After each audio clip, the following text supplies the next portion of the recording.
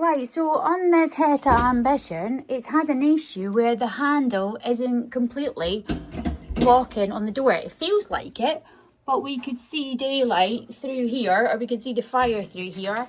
So what we're just going to do is slacken these two bolts, and it will allow this to move and the door handle to latch better. So now I've loosened them off, you can see that this latch can move up and down.